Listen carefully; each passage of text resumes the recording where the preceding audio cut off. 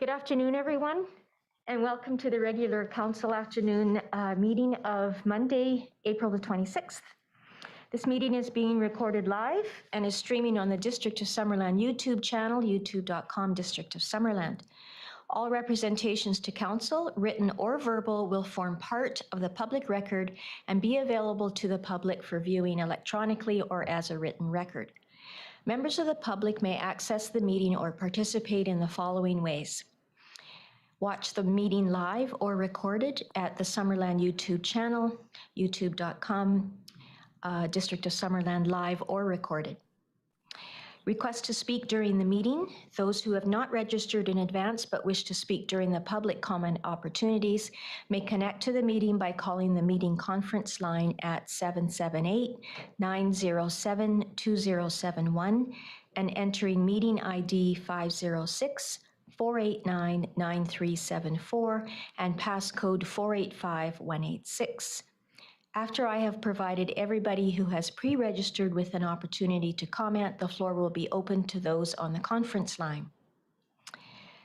Director of Corporate Services, are there any late items to introduce? There are no late items, Madam Mayor. Okay, thank you. Could I ask someone in council to bring forward the agenda? Councillor Holmes and Councillor Van Elfen, all in favor? Okay, thank you. And on to adoption of the minutes for the regular afternoon council meeting of April the 12th. Anything out of line there? Councillor Van, no, okay. So I'll ask for someone to move that, please. Councillor Van Elfen, seconded by Councillor Holmes. All in favor? Thank you. Okay, on to delegations. 5.1, the 2021 BC Bike Race. And this is Dean Payne and Jeff Stromgren from BC Bike Race who are going to join us from Zoom or via Zoom. Hello. Please go ahead when you're ready. All right. Hi, everybody. My name's Jeff. Dean, you're on mute, so you can unmute yourself there.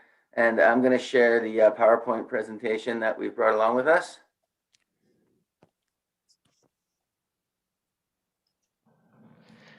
Can you make sure your mic is on? Mine's on. Can you hear me? Can you hear me?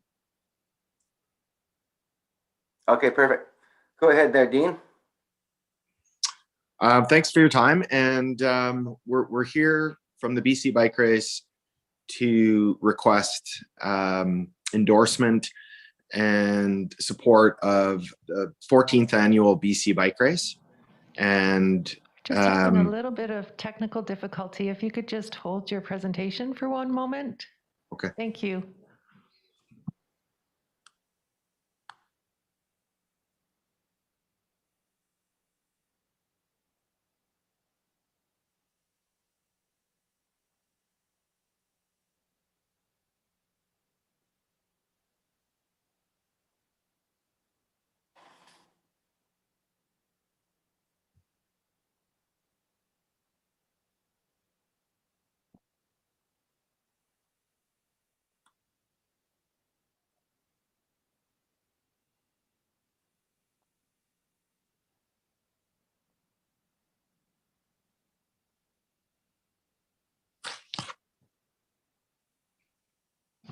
Can you try one more time? Okay, hi there. Hold on a second there, Dean. I'm just gonna reshare it just in case that was the. I'm gonna go to here.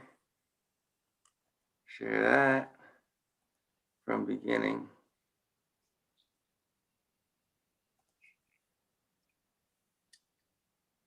Okay.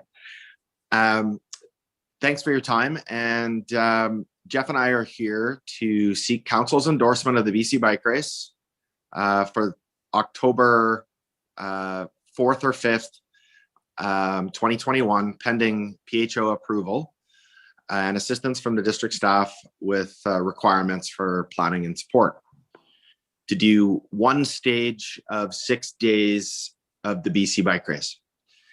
So the BC Bike Race, we've had 13. Last year we were postponed because of COVID. Typically, we're an international event that has over 13 years seen 52 countries represented, and approximately 625 participants on average from about 30 countries a year. And the average age is between 39 and 41. There's some other statistics here just about our demographic, but they're mountain bikers, and they're seeking the ultimate single track experience with us. And of course, for 2021, we'll likely only have Canadians, and it'll be a much smaller field of approximately 150 to 200 riders. Why we are looking at Summerland as a potential host for one day is that, in fact, your trails are world-class for mountain bikers. Mountain bikers love single track, and there's some mountain bike trails that are built by mountain bikers in and around Summerland.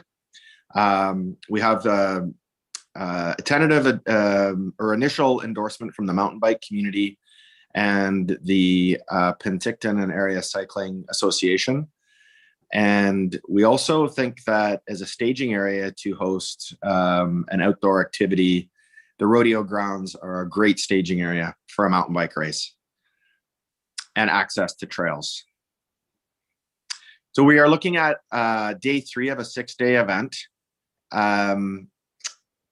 And we would only do the one day in Summerland, approximately 40 kilometers, some trails on Conkle, some trails on Cartwright, start, finish at the rodeo grounds, and 3 to 5 hours of trail use for that day. And we're looking at Tuesday, October 5th, TBD, and approximately, I'm going to say 150 to 250 riders. It's in that ballpark.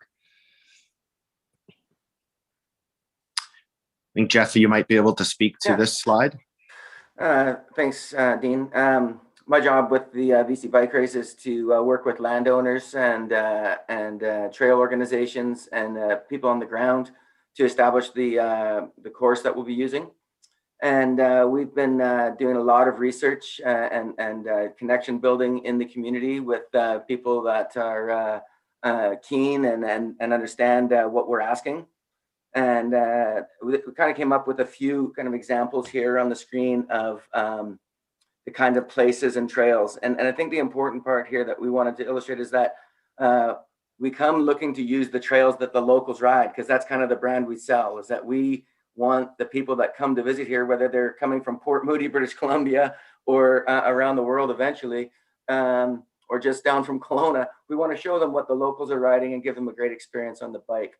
So we've got a few different ways of going about this. And the people that we're working with are telling us already there's some great changes you can make to the way you've designed your initial thoughts. And so we'll go through that process over the next few months, pending your approval and everybody else is getting on board with us.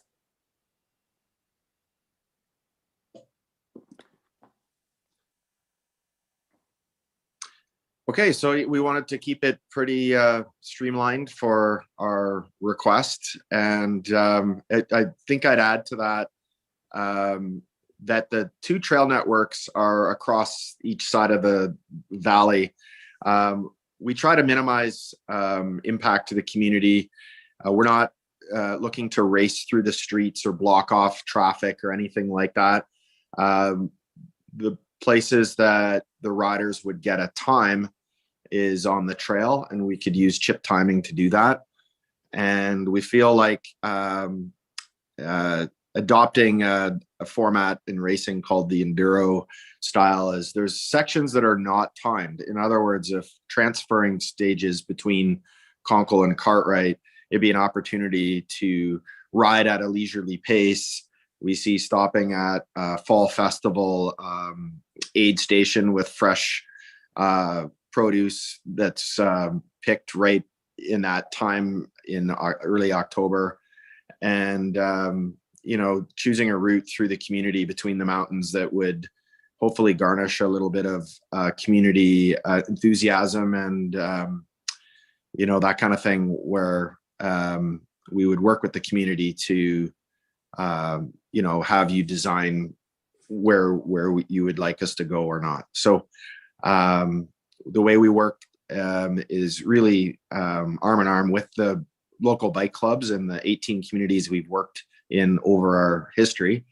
And we just always defer and take the lead to the local bike clubs, who are the volunteer groups that work on the ground. We often and will always have a donation to the local bike club to help in their maintenance of their trails as well.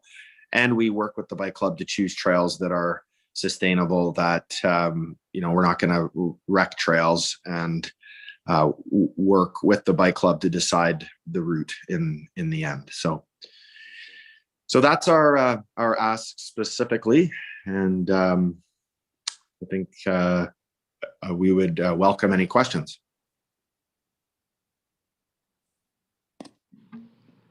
Thank you for your presentation. Council, I'll look at the people here in the room first. Councillor Holmes. Okay. Thank you very much. This sounds really exciting. It'd be a great event for this community for sure. I just have a question regarding the trails. The municipality, we don't really maintain those trails at all. They're kind of maintained by the local riders, and I don't know how organized it is, but I'm just wondering if you would plan to come out ahead of time to inspect the trails and do any repairs that might be needed. Mm-hmm. I'll take that one, Dean. We work what'll eventually be all year round with our trail stewardship partners, whomever that is in the communities that we visit. We've been forming on the ground partnerships in Summerland already because we had to do our homework to find out if this was a place that we could operate under this business model, which works really well here, as we've said. Yes, the answer is yes. We'll work with those groups. We sometimes fund projects that they have in mind to keep the trails at way. We sometimes fund work days where our people come out to visit them or they bring their volunteers together to do the work. Mountain biking is a very unique sport in that we build our own arenas. We build our own soccer pitches. We play in the mountains, and we've learned how to help carve the mountains into an arena and a soccer pitch for mountain biking. And we support those groups that do that locally year round. Thank you. Could I ask you to stop sharing your screen, and then I can see the tiles a bit better? There. Yeah. Okay. Councillor Traynor, thank you. Hi, Dean and Jeffrey. Thanks for your presentation. I did talk to a couple of my friends that are in the Summerland Mountain Biking Club, and they were really supportive of this. And they did say that you guys talked to them already, and they thought that it would be a really good event for Summerland. So that was really good to hear. My question to you is, what exactly do you see yourselves needing from staff to help support this event? I think, thank you for the question, and that's good to hear. We really, I think, just help guide us through your process, whatever that looks like.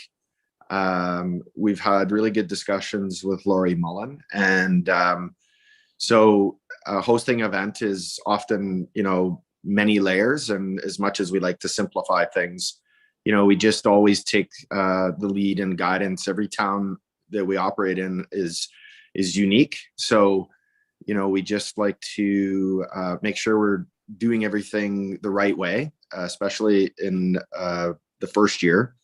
So I think, I think our ask, we're really aware we don't want to burden the communities with more work, and we want this to be an easy experience. So the good thing with mountain biking is we're often just in the forest on our bikes on established trails that the local mountain bikers have take great pride in, and that's really I think if working with the community in the work we do, the most of the work is with the volunteer mountain bike clubs, and all the clubs are a little bit unique in their own way. So it's quite minimal of what we're really asking for. We're not asking for any funding or anything like this. We really, as we understand it, the rodeo grounds are a public asset that Summerland owns, and we think it's a great showcase venue. Easy parking, it's close to the trails, it's got a nice, it's a really it's a unique place. It's something that mountain bikers I think appreciate, that type of setting. So I think we'd be rolling up our sleeves with the bike club to really work with them on the route that they feel is best to showcase the trails they want to showcase, and then working with them to get the trails ready. One of the really interesting things about our client is they don't do this to win prize money. If they complete the BC bike race, they get a belt buckle, and it fits right in with the motif of what's going on in the Okanagan. Great, that sounds good. You'll probably have fun explaining the names of our trails on Conkle. They're a little different. We've seen. Thank you. Thanks for your question. Yeah, thanks. Councillor Barkwell or Carlson? No? Okay. Yeah. Okay. Oh, hello. Councillor Barkwell. Yeah. My question is more for Lori, Director of Recreation. Is this time to address things with her, or just the presenters? Thank you, Councillor Barkwell. I'll just check. Any more questions for the presenters, the delegation? Okay, please go ahead, Councillor Barkwell. I don't know what part of the trails are through a park, but I understand a lot of those trails are through a park, a Summerland park. And, it just doesn't, it isn't right that people can arbitrarily make new trails, cut new trails and stuff through a park. It's, we should be having a plan for the development of that park. There's conflict between users as a mountain biker flies down a trail and figures that they own it when there's a walker on it with their dog or something, and because they built it. But it's a Summerland park, and I think that at some point here we got to get control of things. Are there going to be more trails built for this facility or this race, or is it just going to use the existing trails and go from there? I'll just interject there. Sorry, Councillor Barkwell. Yeah, no, our MO is not to build new trails or disturb any undisturbed ground.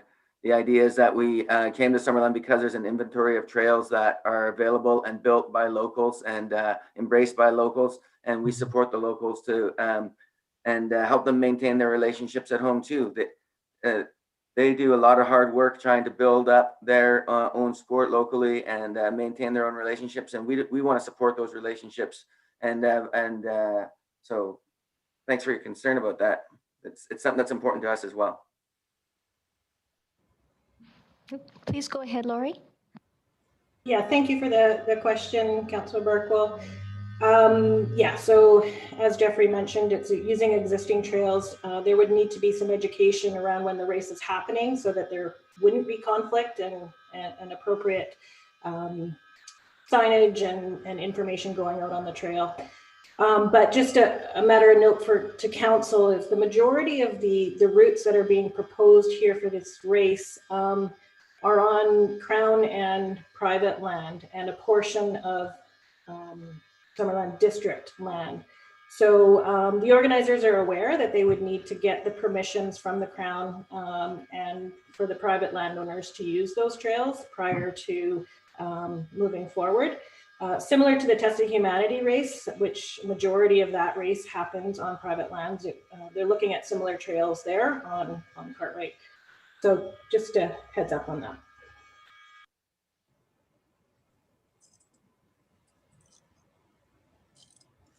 Okay, so if there aren't any further questions, then I guess we receive this for information and an indication of directing staff to work with the BC bike race.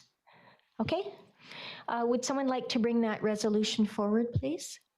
Councillor Traynor, seconder, Councillor Van Elfen, and any further discussion? I'll call the question. All in favor?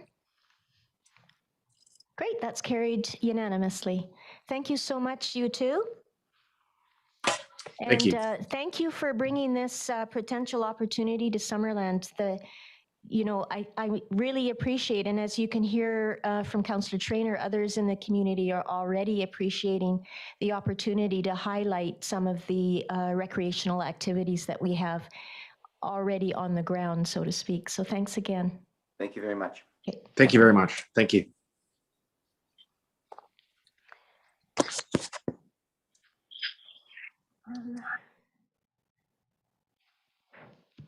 Okay, now we have the first of two public comment opportunities. I don't see anyone on the speakers list. No. Okay. So we'll move on to the first of our business items. 7.1 Canyon View Road water main options. And this is for our fire chief, is that right?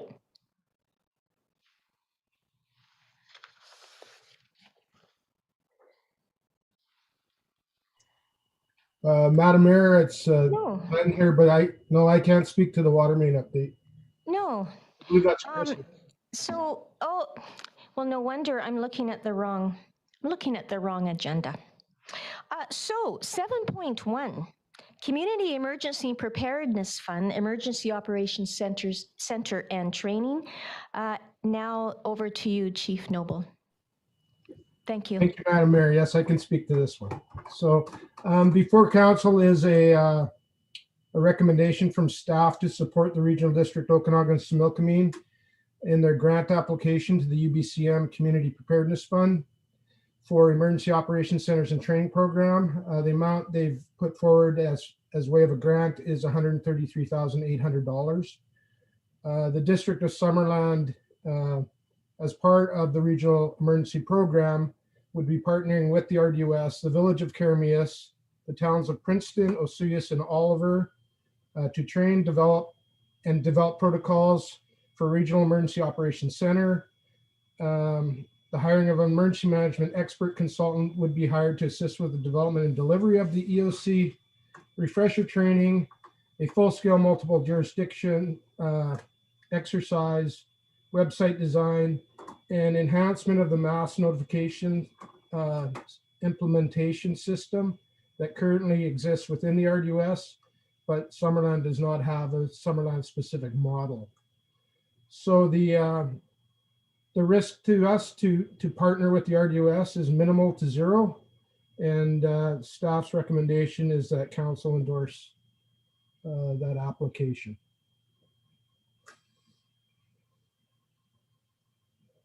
Thank you, Glenn. Council, any questions? Councillor Holmes. Yeah, thank you.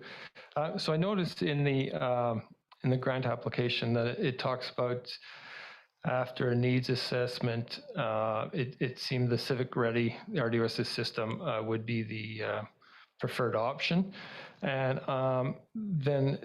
so I also note that in the report, there's no financial implications, but would there not be any ongoing costs to maintain Civic Ready and to inform people to join and make people aware of it and that sort of thing. So I'm just wondering about the ongoing costs.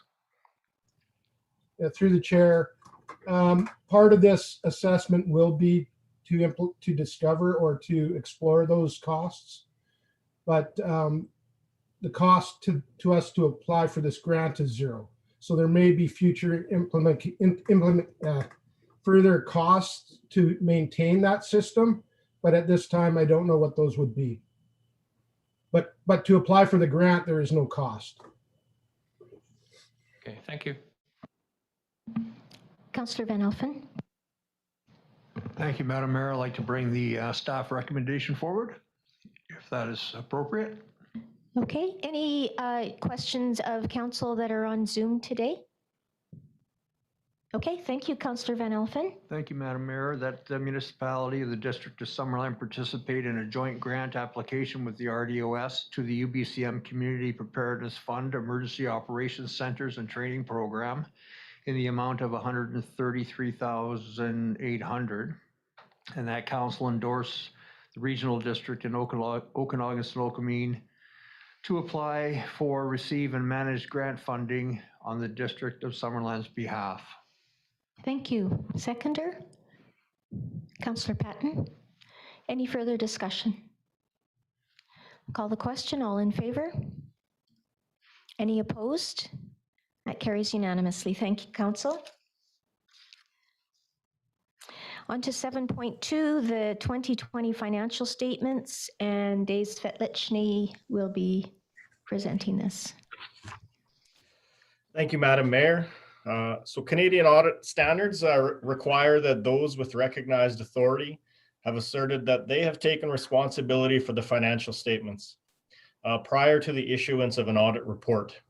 Now, the district's auditors, BDO Canada LLP, have completed their audit work and are prepared to issue an unqualified opinion that the financial statements fairly represent the financial position of the District of Summerland as at December 31st, 2020. Once council has approved the statements, BDO will formally issue their opinion.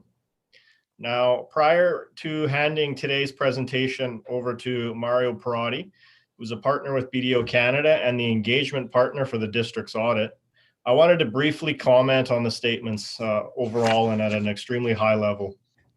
The financial statements reflect a continued improvement in the financial position for the District of Summerland.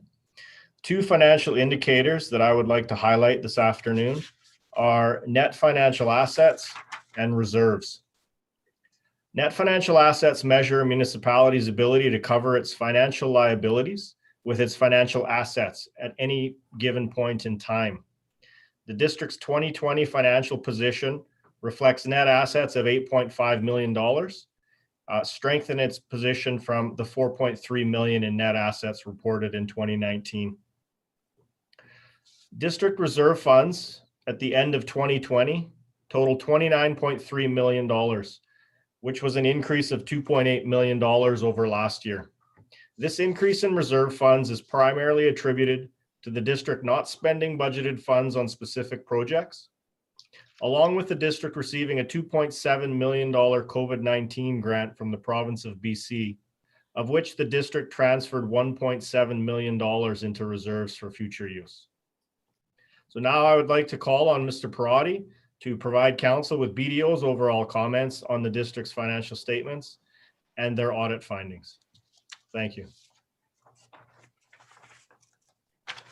Okay, thank you, Mr. Svetlichny, and thank you, Madam Mayor, members of council, for having me here today.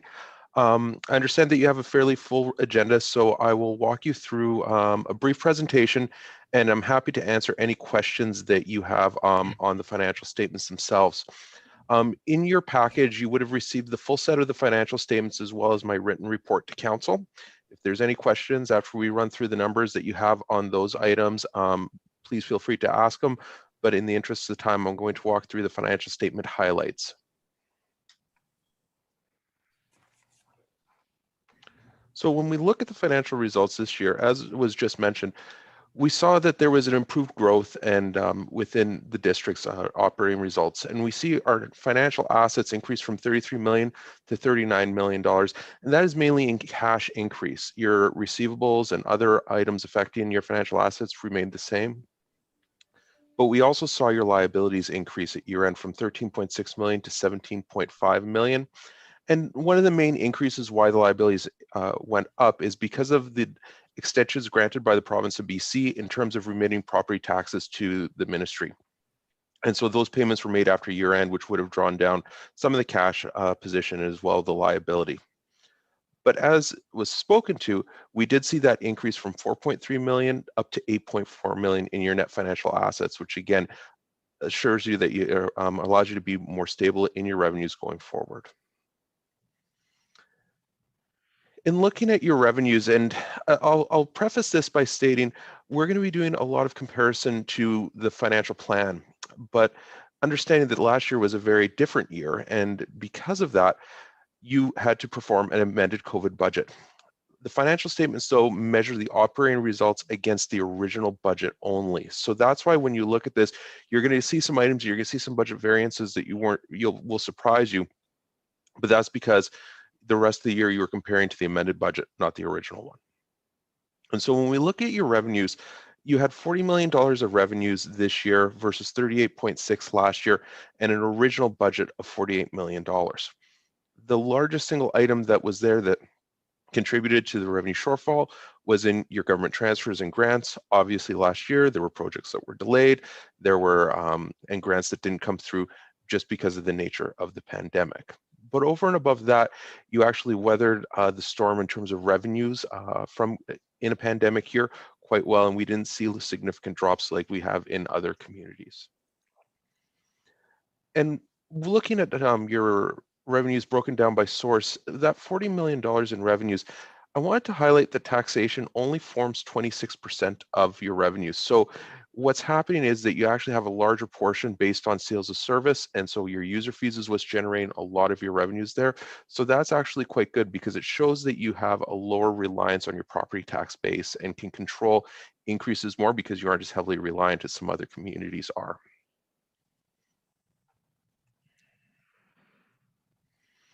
And when we look at the expenses and comparing budget to actuals, we had budgeted expenses of 9.8 million pre-COVID versus actuals of 6.5 million and 6.6 million in the prior year.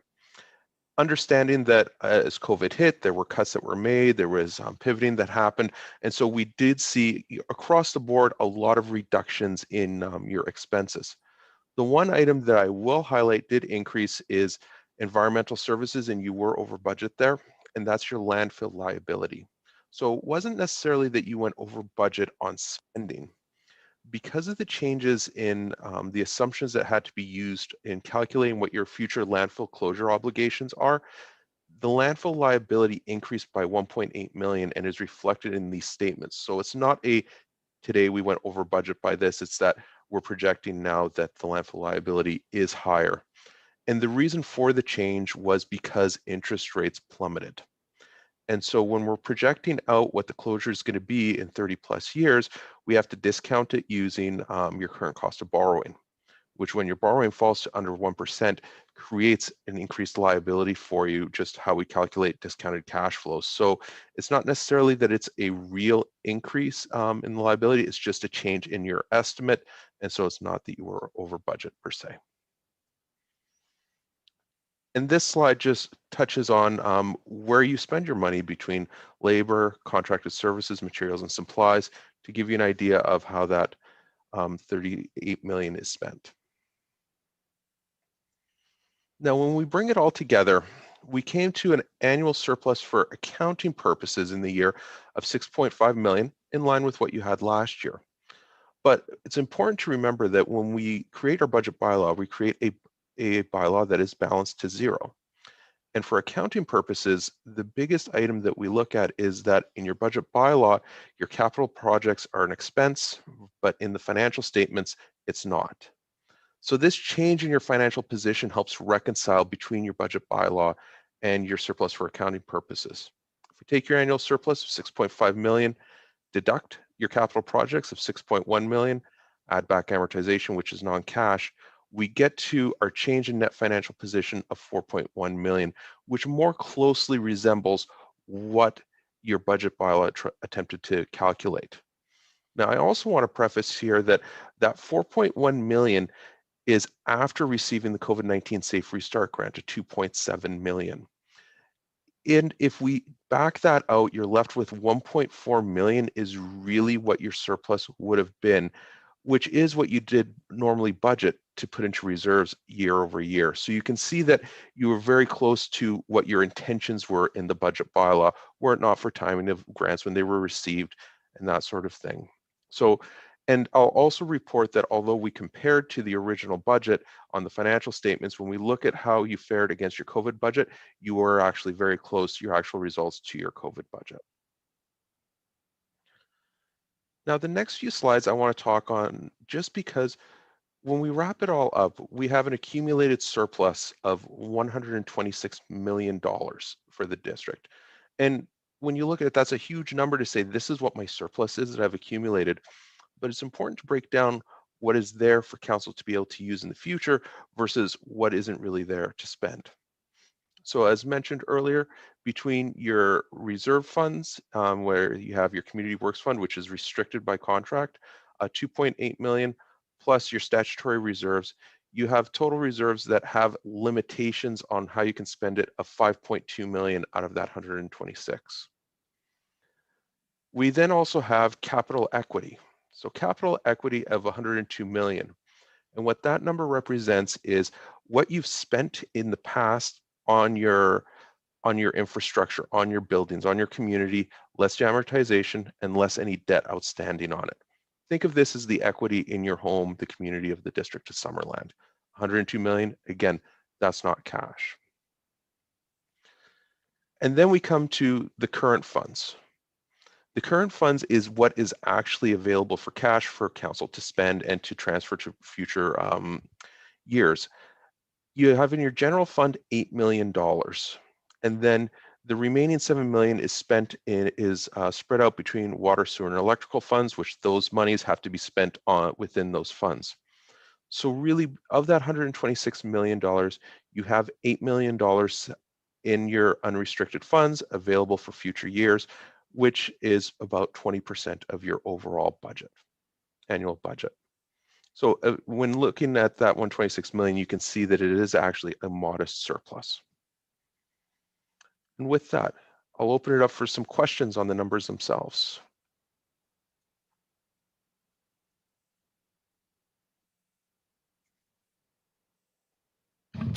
Okay, council, any questions? Okay, seeing no hands raised, could I ask someone to bring forward the motion, please? Councillor Van Elfen. Thank you, Madam Mayor. That the 2020 audited financial statements for the District of Summerland be approved. Thank you. Seconder, Councillor Patton. Any further discussion on this? All in favor? Any opposed? Okay, that carries unanimously.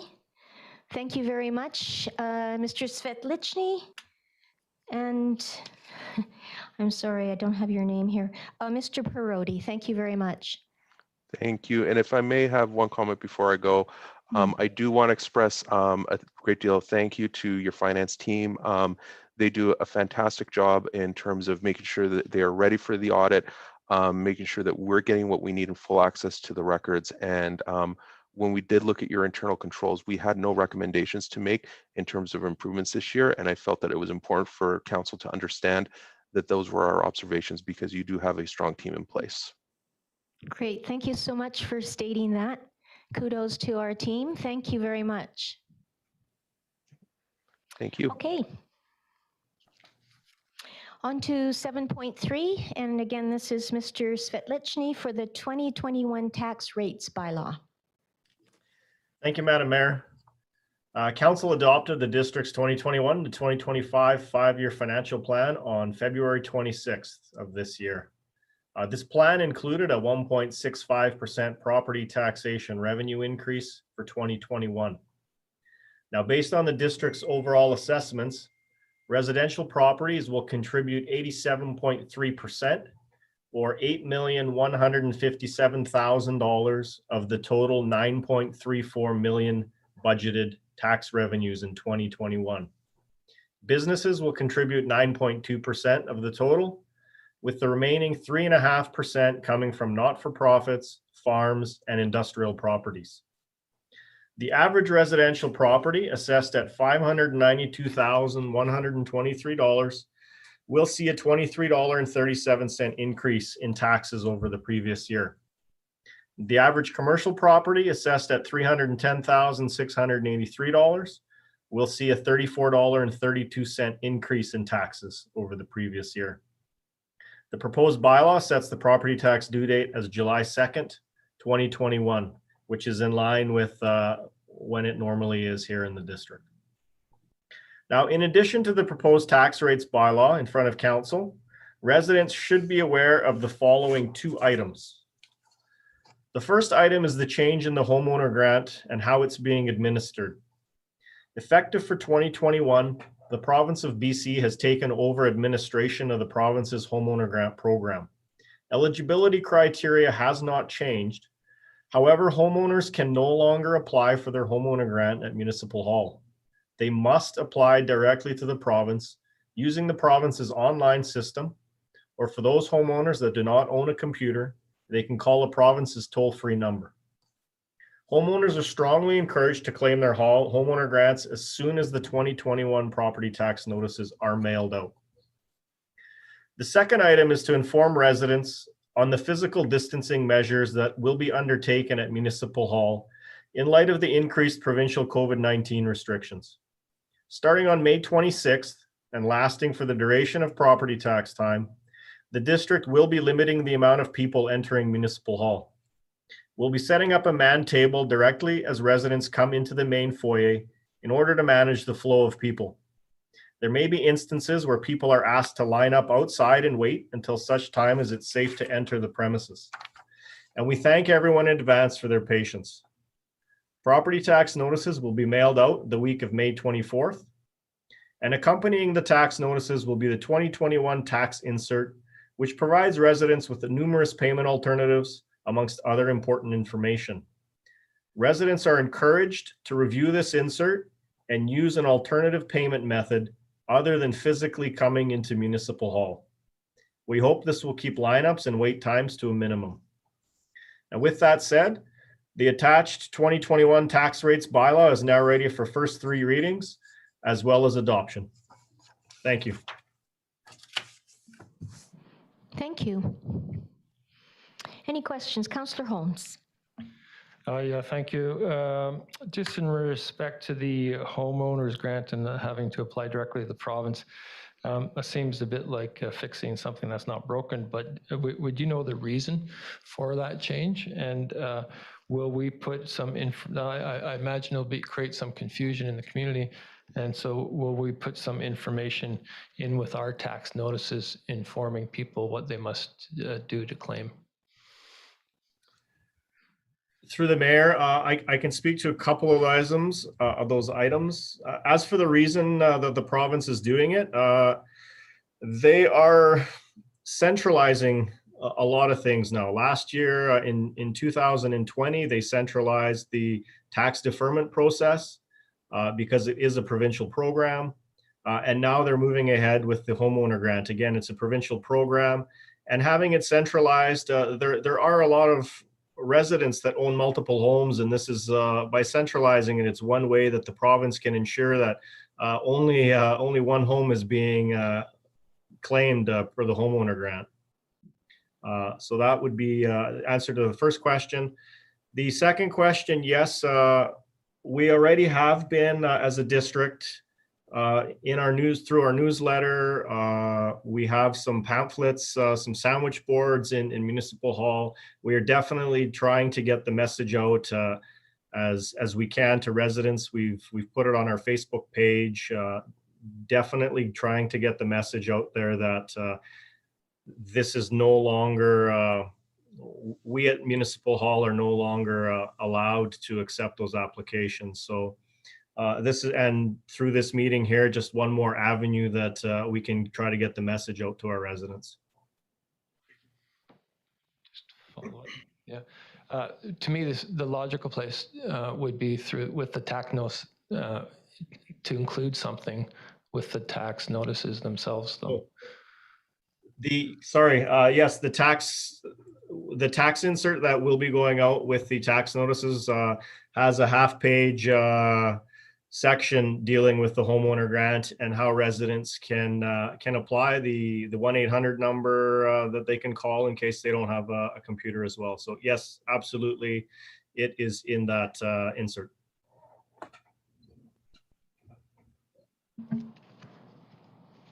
Any other questions, Council?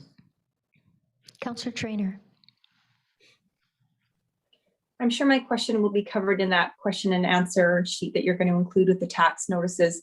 But I just wanted to know, once a homeowner goes online and applies for their grant, then do they get, like, is it an instant printout that they would then bring to the district with them when they go to pay their taxes? It might be a bit early for you to know the answer to that, but I'm just curious about that process. My question's for David. Thank you. And through the mayor, my understanding is once an individual or a property owner claims the homeowner grant, they will get a, what's the right terminology, kind of like a receipt to say that they've submitted their grant. Homeowners do not need to bring that to Municipal Hall.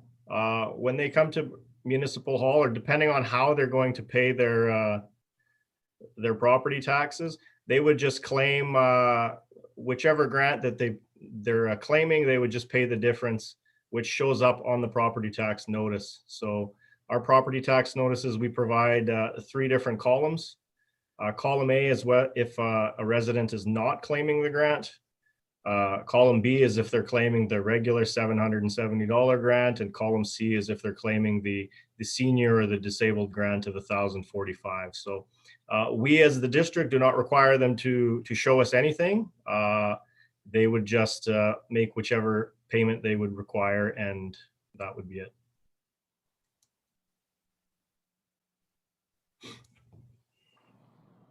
All right, if there are no more questions, I'll ask someone to bring forward first, second, and third reading and adoption. Councillor Van Elfen. Thank you, Madam Mayor. That tax rate 2021 bylaw number 2021-017 be read a first, second, and third time. And 2, that the tax rate 2021 bylaw number 2021-017 be adopted. Thank you. Seconder, Councillor Patton. Any further discussion? All in favor? Any opposed? Thank you.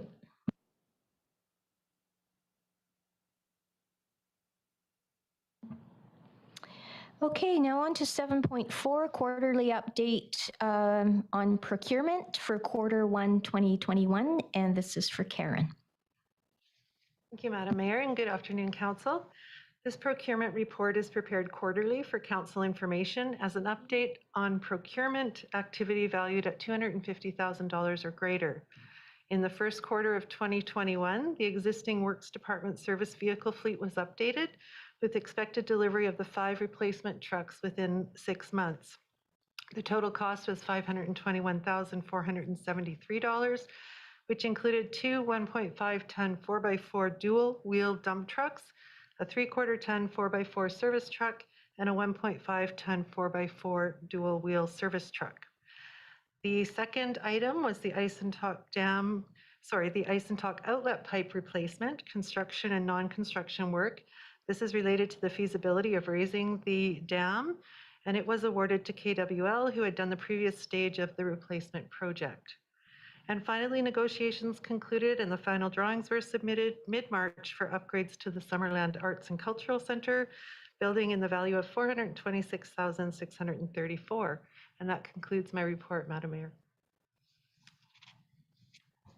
Thank you. Questions, Council?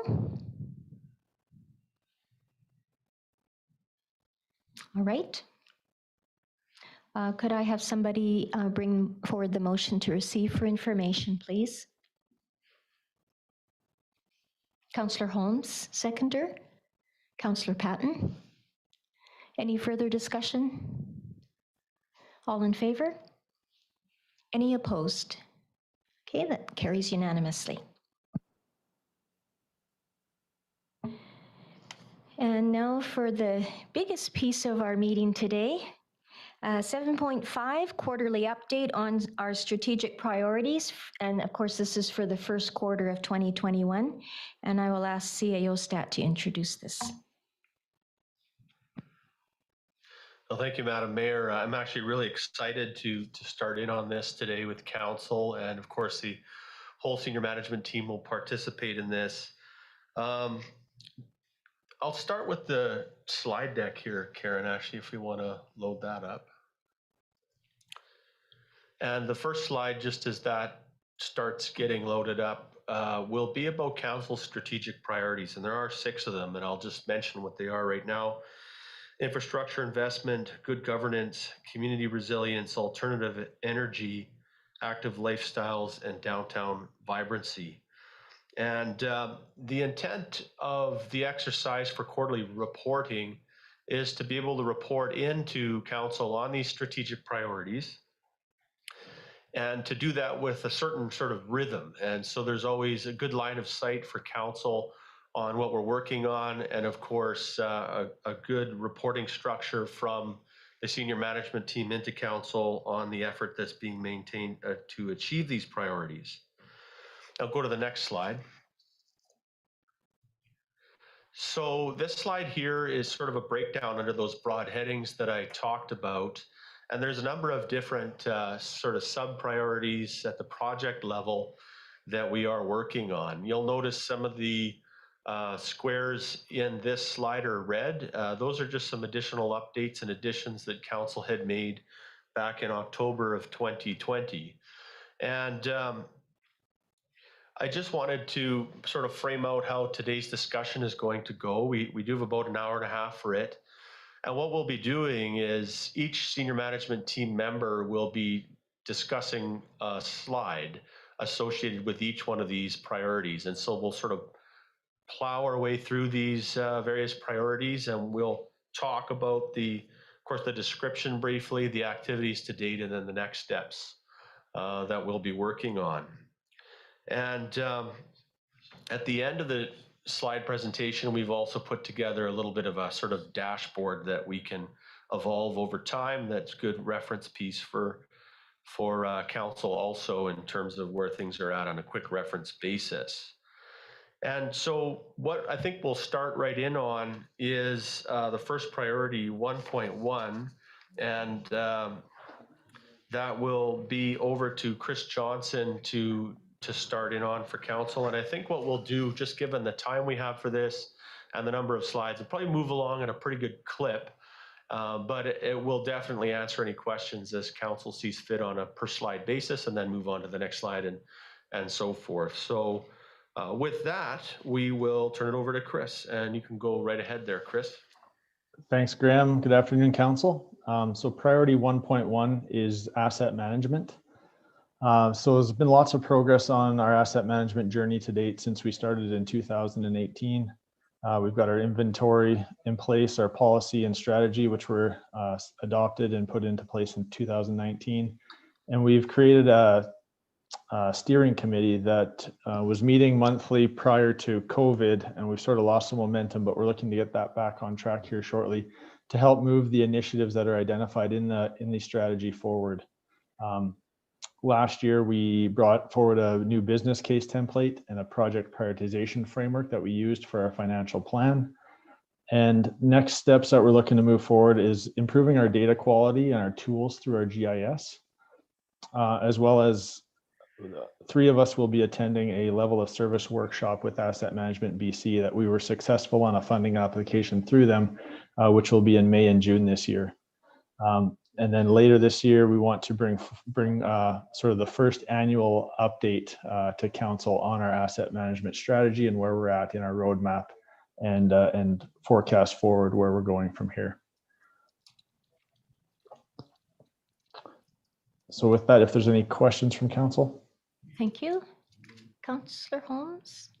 No?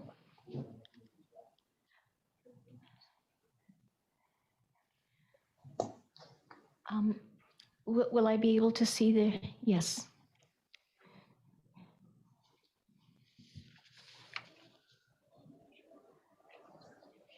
If you have a question, council that are joining us by Zoom, please just unmute your mic and begin. Oh, never mind. I can see you now. Okay. Looks like we don't have any questions on priority 1.1. Thank you, Chris.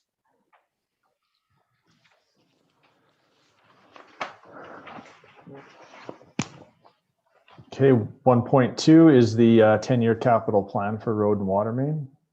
So with this, the district was successful in receiving a funding to complete this. Basically, it's going to look at these two asset categories and look at setting out a detailed plan for the next 10 years on replacement and upgrades for the roads and water mains within the district. Sorry, if you can advance the slide, I think we're still on 1.1.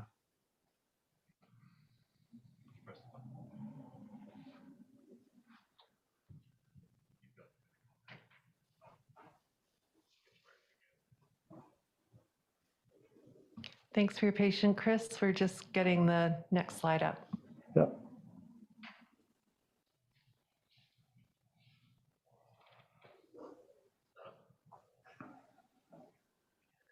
Perfect, thanks.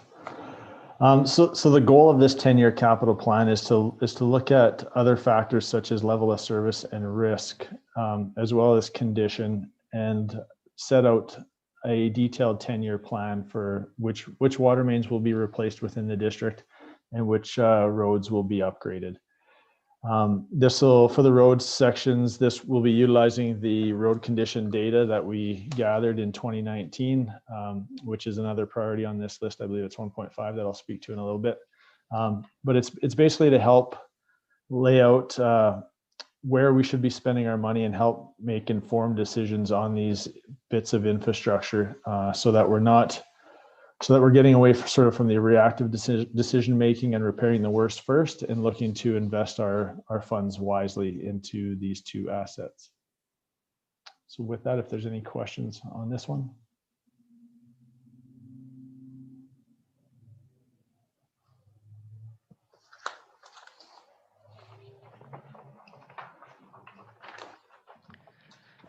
Just on the presentation slides, if any of the council participating by Zoom have a question, if you wouldn't mind just speaking up.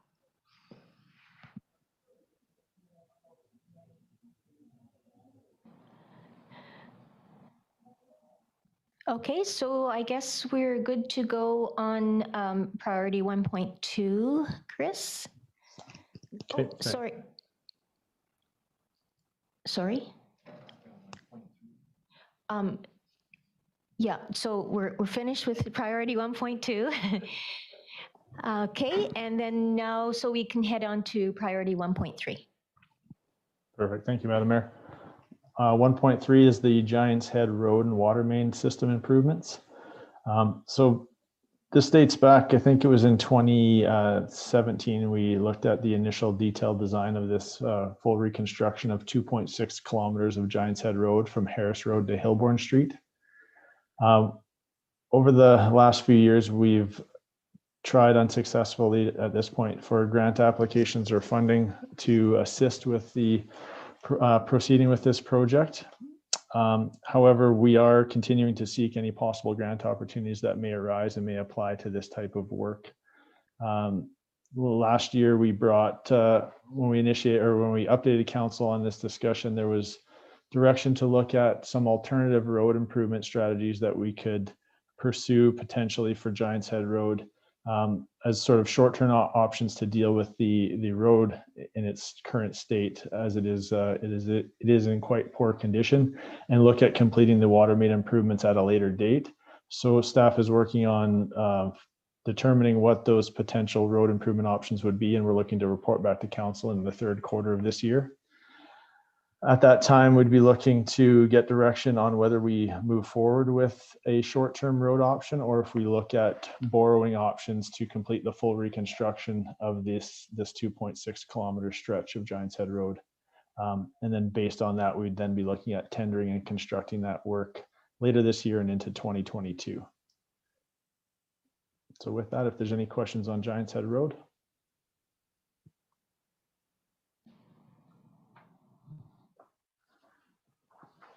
Council members on Zoom, please speak up. Okay, Councillor Holmes. Yeah, just a question on the timeline. This being, has been a priority from day one, and I'm just wondering how you come up with the timelines. As far as the next steps, Councillor Holmes? Yes, that's correct. Yeah, so I guess with that, we're looking, so I guess the initial design didn't look at the upstream system separation for this project. So that is sort of the next step, is to complete the detailed design on the upstream separation, as well as looking at the short-term road improvement options, and then coming to council in Q3 to look at direction on, do we proceed with the short-term road improvements and get that completed end of this year into 2022, or are we looking at borrowing the full $7 million that's been identified for this full project cost and moving forward with the full reconstruction option? So that's the timelines that we'll be looking at in this year in Q3 to determine which option we're moving forward, or if we're just going to still continue as we are now, looking for seeking further grant applications and funding opportunities for this work. Yeah, just to follow up then, I guess my point is, if we knew, I don't know how much work is required to look at the short-term options, but if we knew those in advance and we knew, and if we decided that's the route we're going to go, then maybe all the other things that are coming around the same time might not be necessary, or not so urgent anyway. Yeah, and just to add to that, Councillor Holmes, I think that was in one of our update discussions. I believe it was last year. That's where we I guess it doesn't typically make sense to not consider the underground infrastructure and do a full reconstruction of a roadway such as this when you do have the aging water mains within the ground. However, it is an option, and it isn't one that we initially identified and brought specifically forward to council. However, we did at that time last year and said, if funding and looking at this long-term solution is an issue, there is always the alternative to look at a short-term plan and a short-term solution, and deal with the water infrastructure at a later date, understanding that whatever investment you make in the road now is going to be ultimately ripped up and replaced when the water main work does occur. So yeah, all I can say is we're looking to bring that forward here later this year and get some direction from council.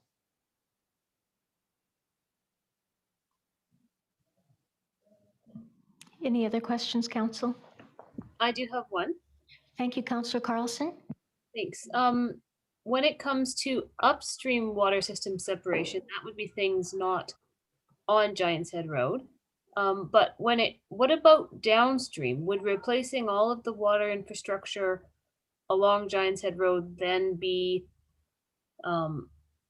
allow us to basically split the system for everything on that front bench and everything on the top side of Giants Head Road as well? Like, it's a significant amount of farmland, and I guess I'm just wondering if that part of it will also be included in the modeling, looking at just how much pressure it would end up taking off of our other out of our water treatment facility. Yeah, so this does look, I'm not sure exactly how far down the front bench. This will separate everything that feeds off of this 2.6 kilometer stretch of Giants Head Road. And it is the next largest area of system separation that's been identified in our water master plan. At the south end of Giants Head Road, that's where this irrigation system dead ends. In the domestic, there's a different pressure zone beyond that. So it would be everything along this. It would potentially set up for future separation as you move to the east, down onto the front bench from this. But however, the scope of this work is just along the Giants Head Road.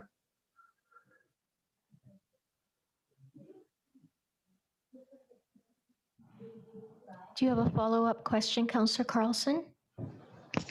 I don't. Thanks, Chris. Okay, thank you. Any other questions, council?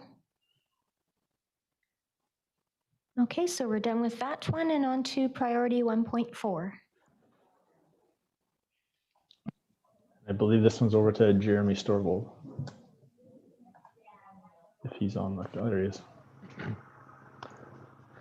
Thank you, Madam Mayor. So just to refresh council's memory on this project, this is to bring the electric utility in line with industry practice as far as our voltage goes and reduce our material costs, increase our system capacity, better resiliency for our customers and for the system. And to date, we have applied for 3 different grants. We've been unsuccessful with 2 of those, and we're awaiting results for the 3rd, and that's the Investing in Canada Infrastructure Program Intake 2. So we're still waiting on that one, and fingers crossed for that. But coming up next month, we will be discussing the energy strategy, and as part of that report, the voltage conversion project is in there with the other projects, and we can speak with council at that time about prioritizing this project and what the economic benefits are.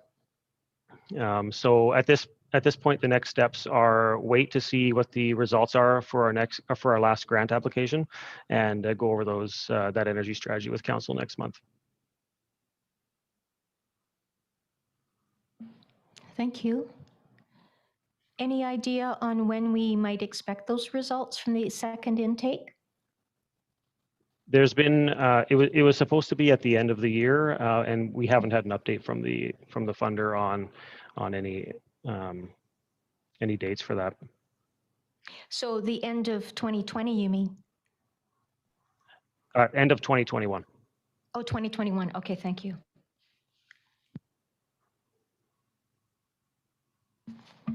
Any other questions, council? Okay. Oh, Councillor Van Alphen. Thank you, Madam Mayor. Question through to our Director of our electrical utility. So in the meantime, prior to doing this, a full-on voltage conversion, in new subdivisions and new development areas, are you able to then put in the proper transformers and stuff like that today? And then would that tie into a voltage conversion for the future? Great question through the chair. Yes, all new construction that we do right now, Councillor, is built to the 25 kV voltage standard. It's not energized to 25,000 volts. It's only energized to 8,000 volts because that's our system voltage today. But all of the equipment we install to date or currently is built to accept the 25 kV voltage when we eventually do convert. So we are slowly replacing the system through attrition, through service requests, through new development, Hunters Hill, for instance, all built to 25,000 volts. So we won't have to go back and rebuild any of that new infrastructure. Thank you so much.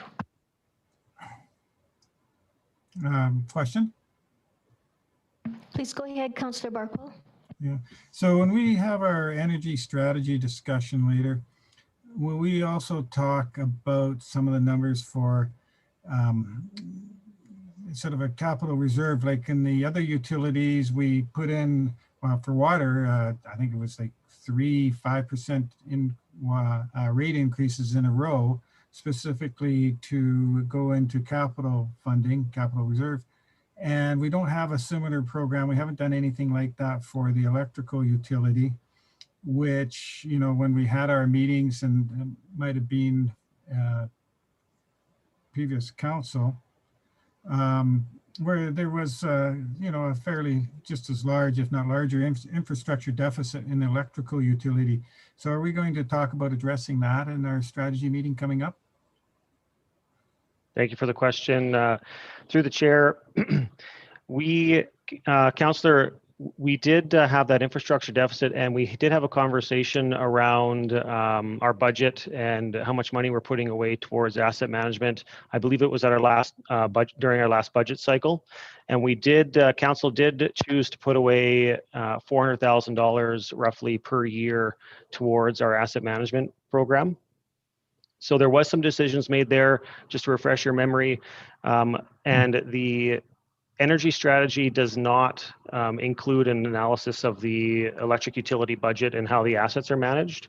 That will be done through our asset management program as we're working our way through that. That'll be, so that's sort of coming up, because I was looking at an earlier email. It says currently the district does not set aside a specific rate increase for asset management of its electrical assets like it does for the water and the sewer.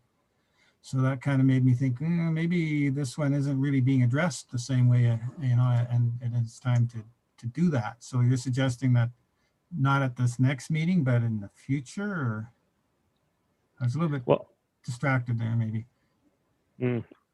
Yeah, through the chair. I'm not sure what email you're referring to, Councillor, but perhaps our CFO can also sort of reiterate what I'm saying. I believe we are putting aside $400,000, just over $400,000 per year towards an asset management fund. I don't know if the fund is sort of a separate line item on the budget or if it's just rolled into our surplus.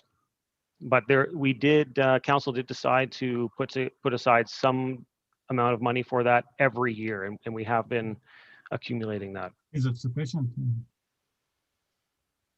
We'll know that, the answer to that, as we get further and further down our asset management program.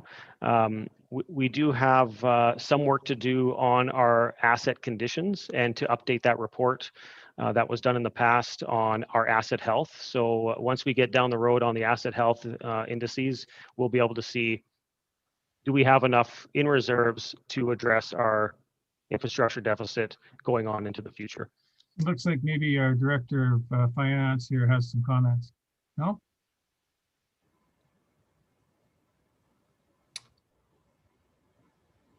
Through the chair, my computer screen just went blank. Can you hear me?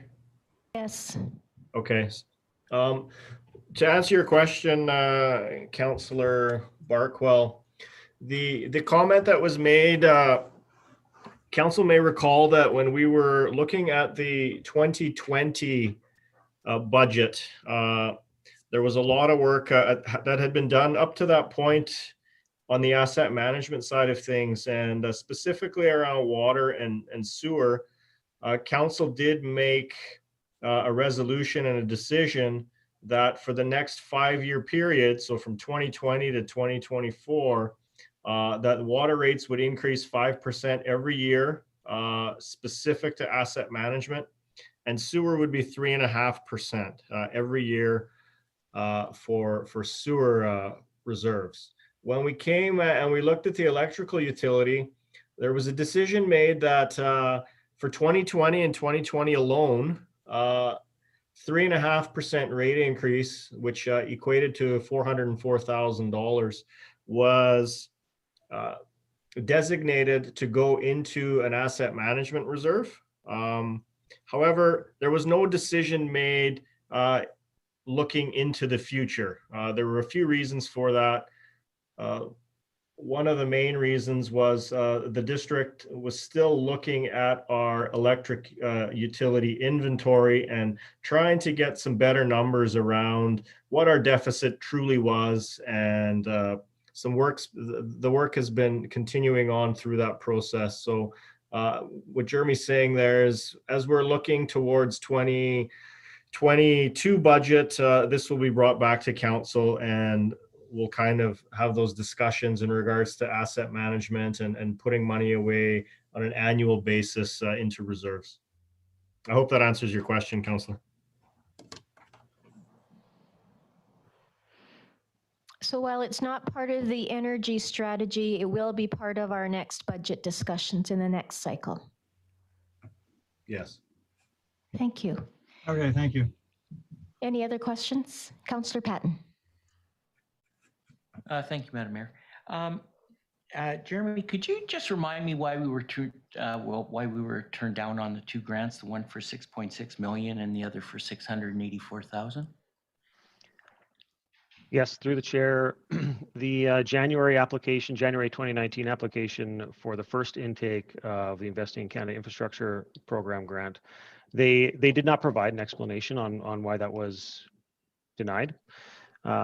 However, for the October 2020 application for the Economic Recovery Infrastructure Program, we did have a follow-up meeting with the funder, and they received so many applications that it was over applied for to the tune of 5 times or something. I'd have to check through my emails, but they had so many applicants, they were denying most applicants. So that's why we didn't receive that one. And I believe we're getting some phone calls in with them and trying to have some conversations around helping Summerland and getting our grants our grant application some attention. So hopefully for this last application that we have in for 1.6 million, we'll receive some close attention by them. But the short answer to the question is they don't provide us with a letter saying this is why you didn't receive it. They just say you didn't receive it. And when you speak to them and try to get a feel for why, they don't really give you any detail or notes from the evaluators. At least I haven't had success in that. Excellent. Thanks, Jeremy. Any other questions, Council? Okay, thank you, Jeremy. On to priority 1.5. Thank you, Madam Mayor. So 1.5 is the road condition assessment. This initial assessment was completed in September of 2019. District received the results in January of 2020, and this was brought to council last November. This is basically a subjective condition assessment of all paved roadways within the district. By utilizing a third-party contractor that we did that completes these with an automated vehicle, it's something that can be repeated easily in the future to assess and to see and determine if we're trending in the right direction as far as improving the conditions of a roadway or not. And so this data will be used to help us set out the plan in the 10-year road and water main capital plan, as well as guide decisions for our capital priorities through our budget process. And so what we have is an annual subscription through what's a program called Street Logics, which allows us to utilize this data as far as looking at any sort of budget scenarios, different replacement options, costs, and determining and assessing possible budget or repair strategies that we can consider in the future. So the big takeaway from this is something that's repeatable, that we can go back and see if we're trending and improving our road conditions as we move forward.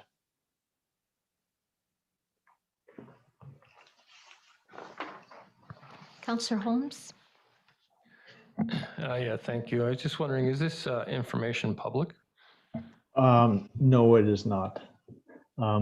We have looked at the possibility of taking the pavement condition index scores from this and including that on our public facing GIS. If you were to click on a road section, this is a piece of information that we could provide or could display, but at this time we do not.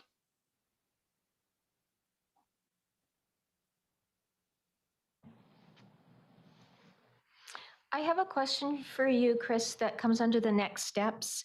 And my question is, moving forward, rather than having a separate 10-year road plan and a water main plan or waterworks plan, are the two going to be combined in a road and water main capital plan?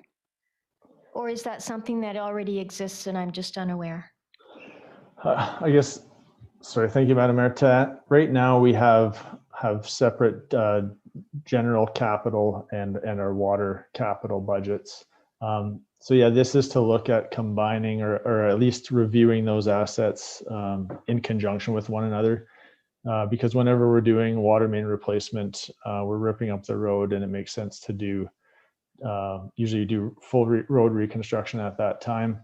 One of the bigger takeaways from it will be, we'll identify what water mains we anticipate in dealing with in that 10-year period. And so then we can focus on the other roadways, and know that we're not looking to invest in the underground infrastructure in that 10-year period. And so those roads would be, I guess, deemed eligible for just surface improvements versus full reconstruction that we would see during an underground repair scenario. So it is sort of to use in the background as a one plan that amalgamates or that incorporates those two assets together to make sure that we're not going to repair a road and then 2 or 3 years later end up ripping it up to do water main replacement. So it'll be in the background to guide the separate water capital and general capital budgets. Good. I think that's an excellent way to move forward. Thank you. Any other questions, Council? Those on Zoom? Okay. Thanks for that one, Chris. And now on to priority 1.6. Thank you, Madam Mayor. So this one's Eneas Creek strategy. So back in 2018, we had a high flow event that created a bunch of issues along this drainage corridor. We've still got some emergency measures in place around Garnet Ave and Tingley. And we've been working with the province to obtain the Water Sustainability Act Section 11 approvals to move forward with the repairs and construction. We've also applied for a couple of grant applications through the Structural Flood Mitigation Program and have not been successful.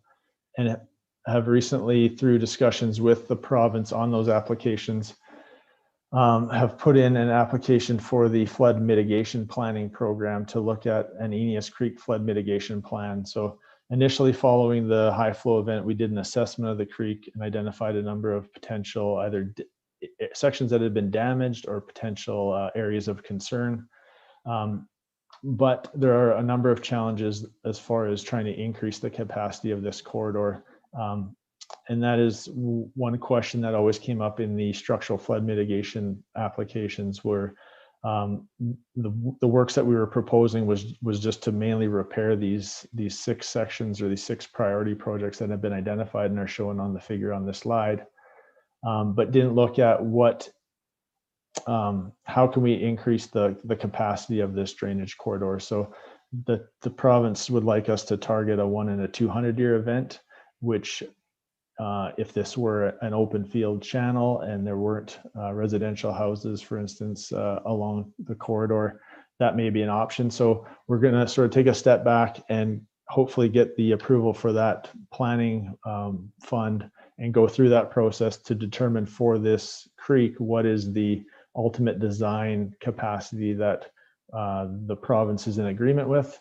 So then we can move forward once we finish these 6, if you want to call them repair projects, look at other projects and enhancements along the corridor to increase that flood capacity and hopefully mitigate any risk of future flooding during high flow years.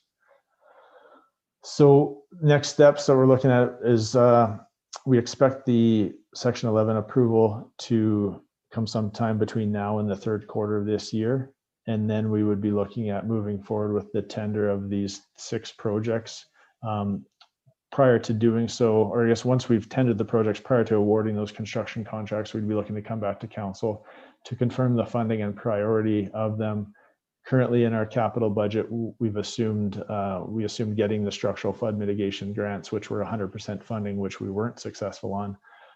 We have confirmed that we are eligible for some disaster financial assistance monies through EMBC, which would fund a portion of these projects, but there would be a portion that the district would need to fund. So once we've got our approvals and tender and get the actual construction costs before we award, we would be looking to get some direction on what's the total construction cost we're looking at, what DFA funds are we eligible for, what portion is remaining for the district to fund, and set some order of priority and confirmation of funds for those works. And the last item on here is pending the approval of the flood mitigation planning funds to go forward with that Eneas Creek flood mitigation plan in 2022. There's also another aspect during the initial flood event when we were working with the province and with the residents along this was to look at some sort of long-term strategy where the district, province, and private property owners were working together to coordinate or make sure there was a coordinated effort on any improvements that private property owners wanted to go ahead with. To date,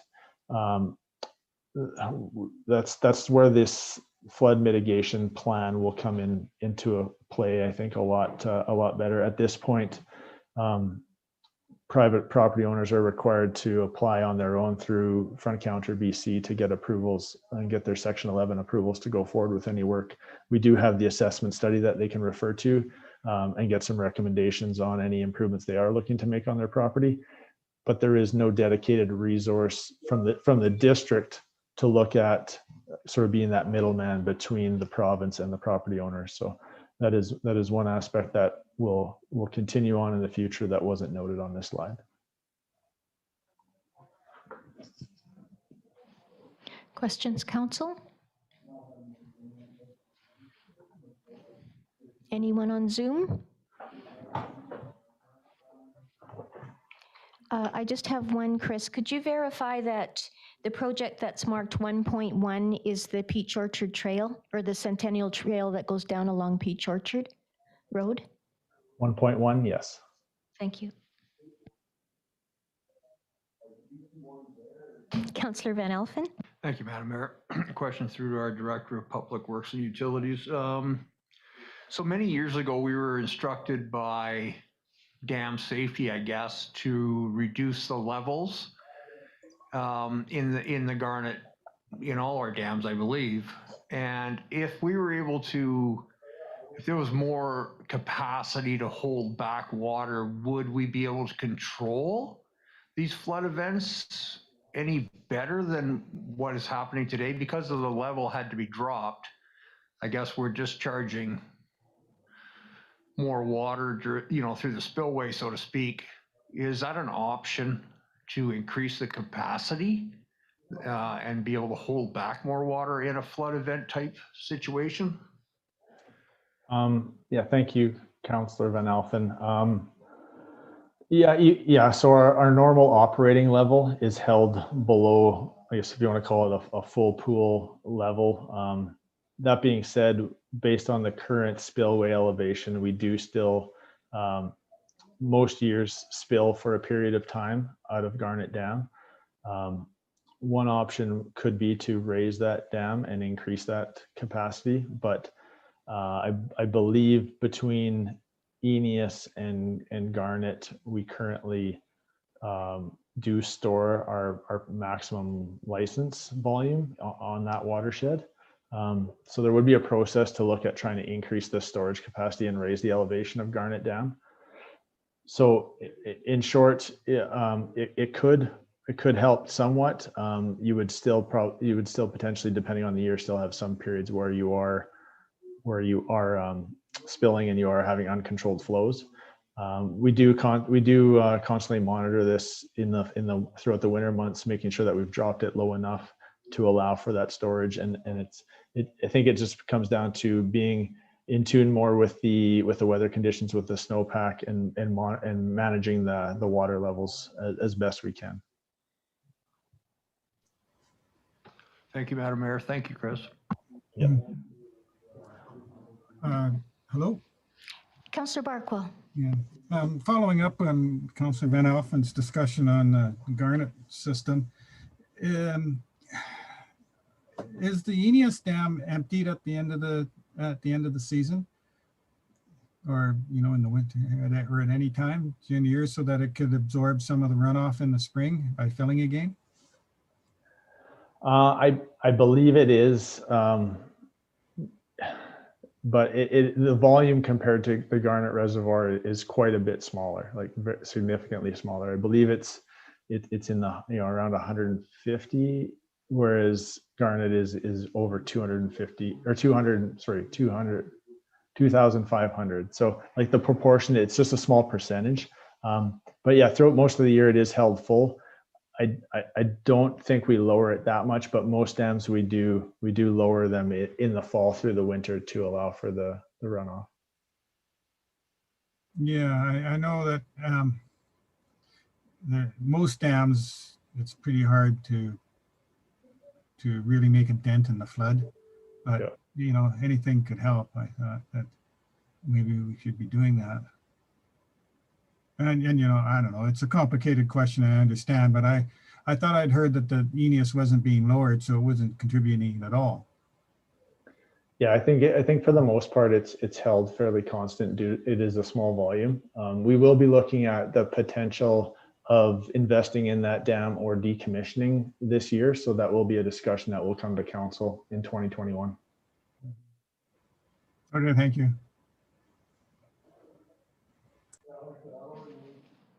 Other questions, council?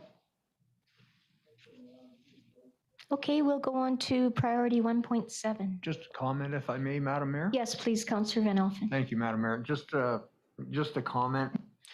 I live along this creek, and this year it doesn't look like an issue.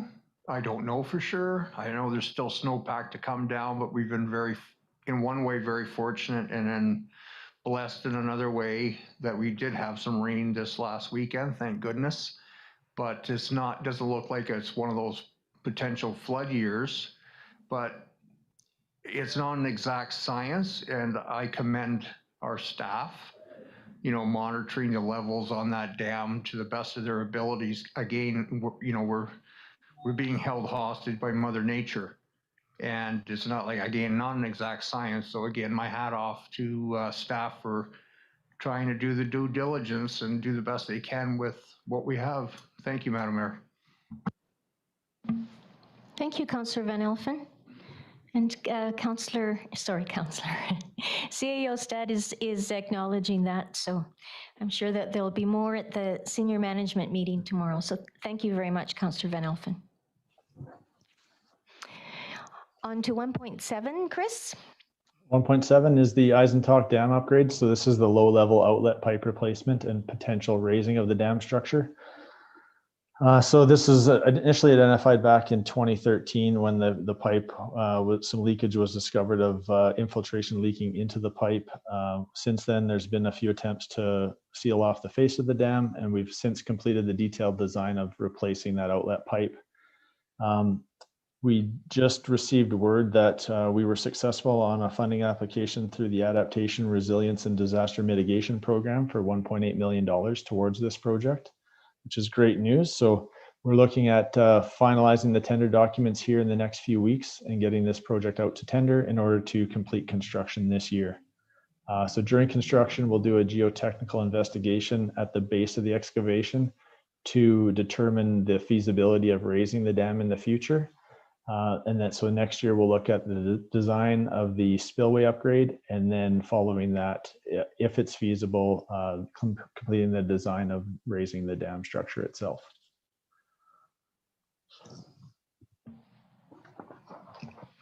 Questions, council?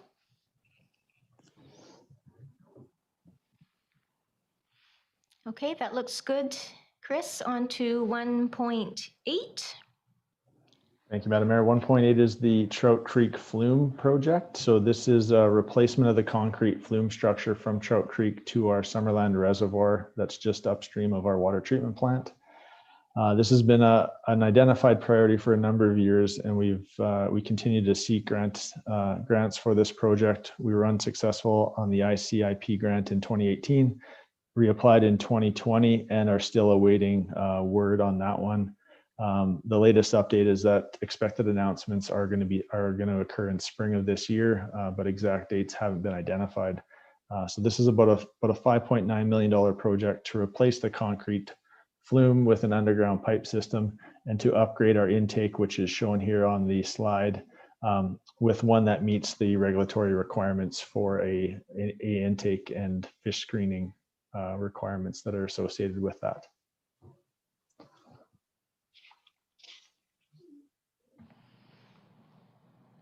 Any questions, council? Yeah, I've got a quick one here.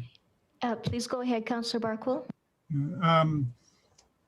It sounds like because the intake doesn't meet regulatory requirements, it's the higher priority here of this package of the intake and the flume replacement. How much is the intake versus how much is the flume replacement? Just going from memory, the intake itself, I believe it is a small percentage. It's in the order of 10 to 15% of the project. So, you know, it's say around 500,000 versus the remaining 5.4 million that's required for the rest of because it's about 1.4 kilometers of flume that we would be replacing with underground pipe. What, could the pipe just lay in the flume and be done cheaper that way? That's for the majority of the sections. That's what we're looking to do, is to utilize that as the foundation for the pipe and then burying it. And it's still that much money. Okay. Yeah, it's large size, high density polyethylene pipe that we need to use for this. So it's fairly expensive. That being said, we're fingers crossed that we're successful on the funding application, which is for 73.3% of the project.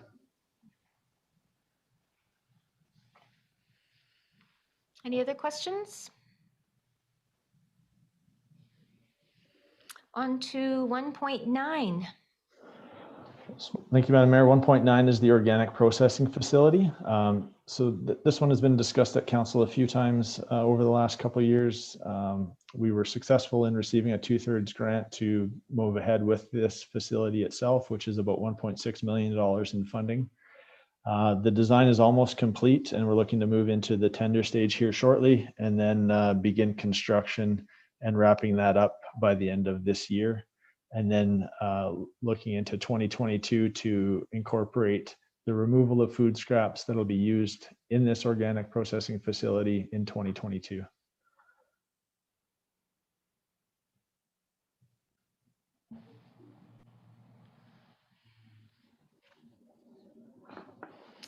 If we're not successful in the grant application for the curbside collection program rollout, then the 100% of that will be borne by the district? Yes, it would. A large portion of that is looking at providing residents with a small kitchen catcher that would be associated with this, as well as additional curbside carts, either to upsize their green waste to handle the food scraps and to adjust their garbage accordingly. So if we're unsuccessful in the rollout application, then we would bring back to council the scope of what we're looking to do if the district is to fund this 100%. Okay. A big benefit of this application was to provide that added benefit to each resident with some of that infrastructure for their facility, for their houses. Right. Thank you. Any other questions, council?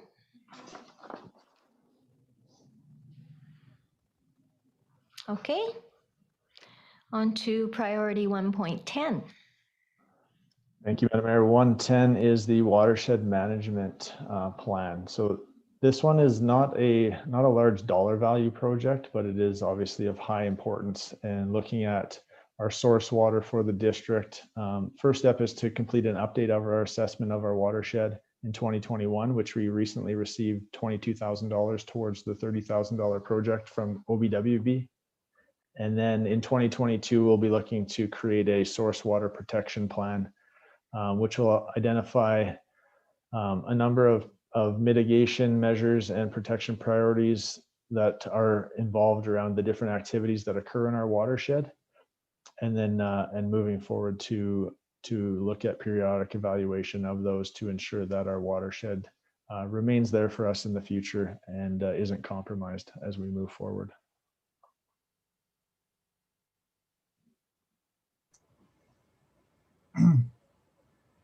Councillor I'll speak Barkwill. first since Councillor Traynor hasn't turned her microphone on. I was thinking about how important this is now and how it is a result of how our world has changed. Because when I was young, you couldn't get to Eisentalk unless you had a key to get to the road. And now, you know, they're logging right beside it. And it's the same everywhere in our watershed. It's just a different, it's so completely different than what it used to be. And, you know, the time was yesterday, I guess, is to protect our interests for the watershed because everything's changing. The use is changing. There's more fires, and we know what fires can do to your watershed. The logging, that the rate that the runoff is so much faster now with the logging. So let's keep this as a real high priority, I guess is my comment.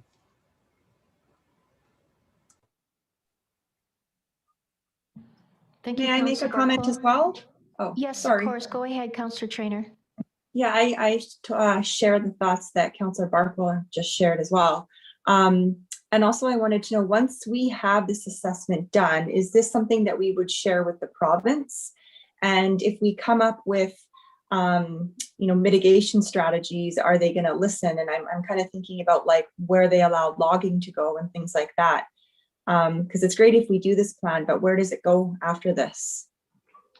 Yeah, great question, Councillor Trainer. So they are definitely one of the stakeholders that'll be at the table through the preparation of this plan and the assessment. So looking at the user groups, residents, and agencies that are involved. So the intent is to have collaboration and buy-in from all parties to determine how we can give and take within our watershed to make sure that our rights are protected and looked after, but still allow some of those other activities to occur, because as Councillor Barkwell said, we can't just lock the gate and not allow anyone up there. There's other activities and other interests that will always be occurring, whether it's timber or mining or just recreational activities as well. So but the province and those agencies will be at the table and part of these discussions. Okay, good. Just as long as they get to see the results of this and it's taken seriously. Thanks. Yep. Chris, is one of the agencies or groups that will be represented at the table the Okanagan Nation Alliance?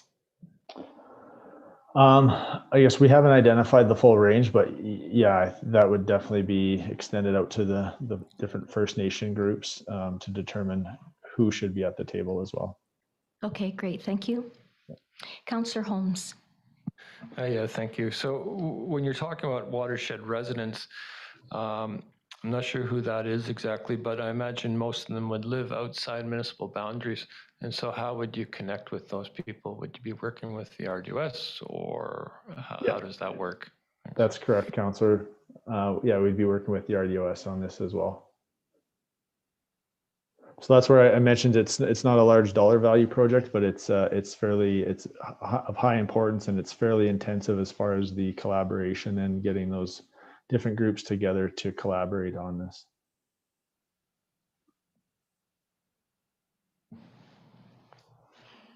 Any more questions? Councillor Holmes. Yeah, just a comment, I guess. It's to me, I guess echoing what Councillor Barkwell is saying, is the challenge is getting all these different groups actually caring about our water, because it's not theirs. It's not their drinking water, so to speak. So that's I think that's going to be the ongoing challenge. Thanks.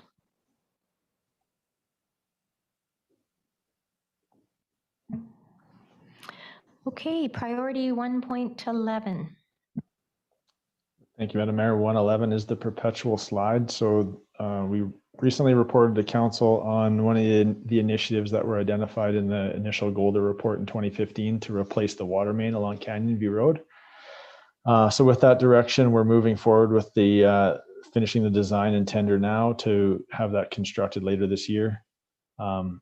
We've also brought forward the borehole investigation results in February from the 4 boreholes that were drilled in the slide. Unfortunately, that were inconclusive to date, but are investigating other options such as INSAR for monitoring and trying to determine the causes and the impacts of the slide, not just in this local area where we're seeing the settlement, but perhaps uphill beyond the limits that we're currently monitoring. There's 3 other recommendations listed on here from the 2015 report that don't have timelines associated with them, but are priorities that we would need to look at moving forward in future years. But for this year, we're looking at, like I said, the water main replacement and looking at other INSAR options or monitoring options for the slide, as well as working with the Okanagan Nation Alliance and the ad hoc Trout Creek Steering Committee on improving fish habitat within Trout Creek downstream of the slide.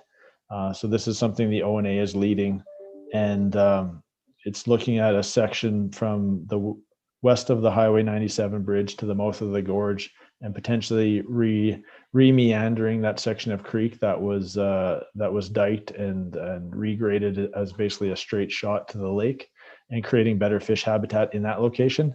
And part of that is going to be, right now, is planning for a sedimentation basin to capture the sediment that comes out of the perpetual slide.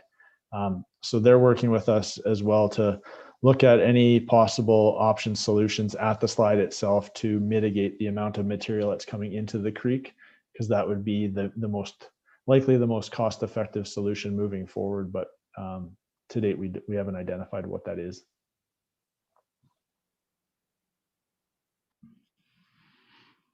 Questions, Council?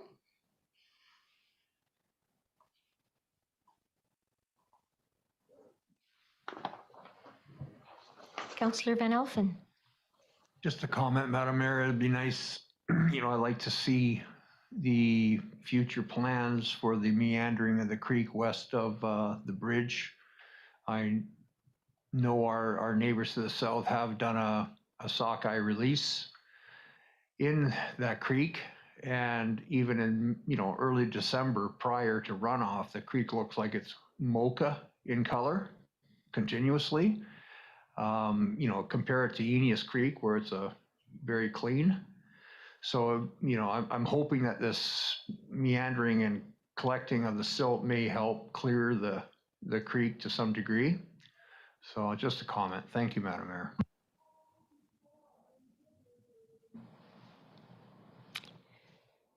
Okay, on to priority 1.12. Thank you, Madam Mayor. 112 is the Deer Ridge Sewer. So back in 2019, a 75% design was completed to see how the gravity sewer system could be extended up into the Deer Ridge area from Cartwright, where it currently is now.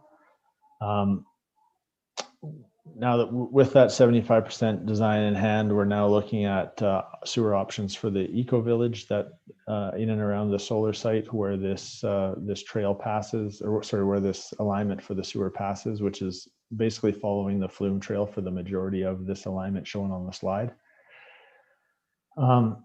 Part of the discussion to get this sewer into Deer Ridge will also be looking at the undeveloped lands and the developers and landowners of those parcels to determine possible financial contributions to this project, as well as looking at the potential for a local area improvement for the existing residents that are just serviced off septic and having them connect to the gravity system as well. So those are sort of the next steps in the process in conjunction with looking at options for the eco village site.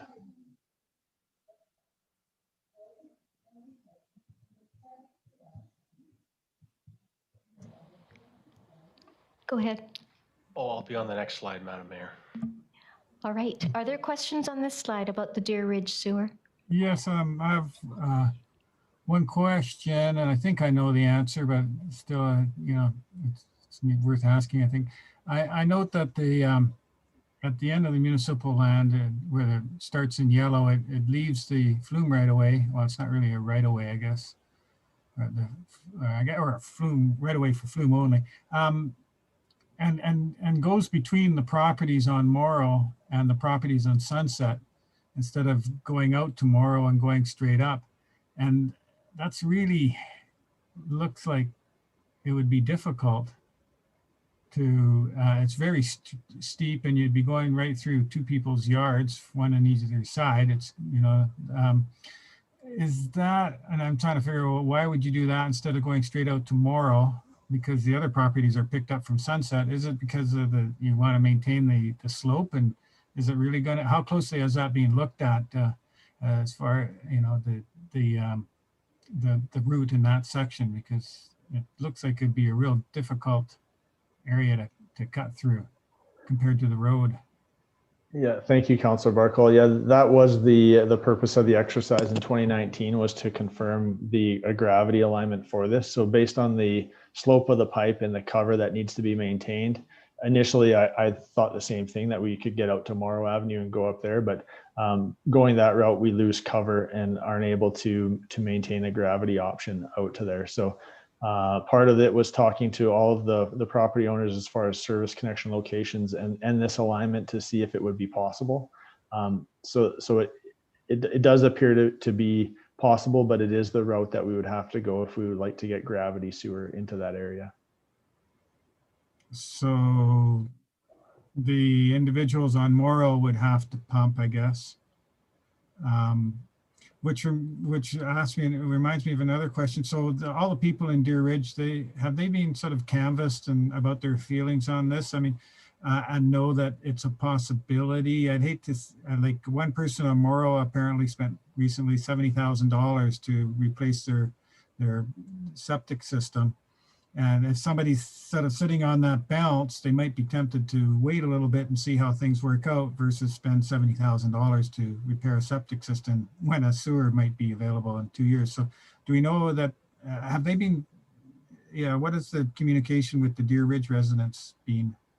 Yeah, so during the design process, they were made aware of this potential and that the design was being completed, and each resident was contacted, and the majority of I believe we had reached to look at servicing options for their property specifically. So they're aware, but timing was not confirmed based on the costs and whether it's a local improvement or a district funded project that hadn't been determined yet. So the next step, or where they'll actually really be, where we'll know if they're interested or not, will be through the local improvement area process. But they were made aware during the detailed design that this is something that we were looking to confirm if it was possible and to bring forward through that process in the near future, but that it would still need the majority of residents to be on board with that, as the cost would be assigned to them. Any sense of the feeling of the residents that you'd get your 50% plus one, or maybe not best to speculate, or what? Yeah, I think a lot of them were like the idea of connecting to sewer, but we didn't have costs associated with that at the time. So that would obviously be a major factor in their decision. All right, thank you. Other questions, Council? Chris, I just have one question, and that is on the map that where it shows the green portion that starts at Cartwright and comes up Taylor Place. Yep. Is that the start on Cartwright? Is that the start of the connection to what we're calling the Deer Ridge sewer? That's correct. Okay, and it's in green because? Yeah, good question. So this was taken from, I believe, one of the solar site council meetings, and it was to show the green portion is the section that's required to service Taylor Place. The blue portion was the section that crosses the district properties, and the yellow and the orange were in the Deer Ridge area. Good, that makes sense. Thank you. Any other questions? Okay, so it looks like, Chris, you're off the hot seat now. Thank you so much for bringing us this quarterly update. We've been asking as a council, probably the last term, council was asking for these, so I really, really appreciate them. Thank you. Thanks. I think before we go on to our priority twos, I will call a 7-minute break, leading us up to 3 o'clock. So we'll see everybody at 3 o'clock.